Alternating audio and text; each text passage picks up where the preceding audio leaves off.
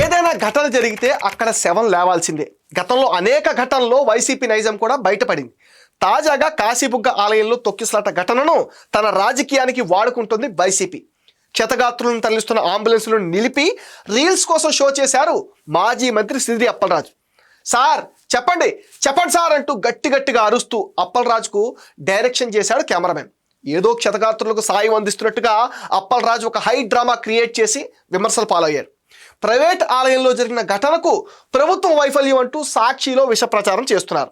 హైదరాబాద్ స్టూడియోలో ప్రశ్నలు వేయటం, విజయవాడ రోడ్డు మీద నుండి కథలు చెప్పటం ఇది సాక్షి తంతు. కాశీబుగ్గ ఆలయానికి 2 కిలోమీటర్ల దూరంలో ఉండే మాజీ మంత్రి సిద్ది అప్పలరాజు సిపిఆర్ చేశారు. తర్వాత అక్కడే కాశీబుగ్గ శ్రీ వెంకటేశ్వర స్వామి ఆలయంలో చోటు చేసుకున్న తొక్కిసలాట ఘటనలో పలువురు భక్తులు ప్రాణాలు కోల్పోవటం ఎంతో విచారకరం. ఈ దుర్ఘటన తీవ్రంగా బాధించింది. మృతుల కుటుంబ సభ్యులకు నా హృదయపూర్వక సానుభూతిని తెలియజేస్తున్నా. గాయపడిన వారు త్వరగా కోలుకోవాలని ఆ భగవంతుని ప్రార్థిస్తున్నాను. భక్తుల ప్రాణ నష్టానికి కారణమైన పరిస్థితులపై ప్రభుత్వం సమగ్ర విచారణ జరిపి భవిష్యత్తులో ఇలాంటి ఘటనలు పునరావృతం కాకుండా చర్యలు తీసుకోవాలి. ప్రభుత్వ వైఫల్యం వల్లే ఈ తొక్కిసలాట అంటూ చేసిన డ్రామా వైసీపీ దిగజారుడు రాజకీయాలకు ఒక నిదర్శనంగా నిలిచింది.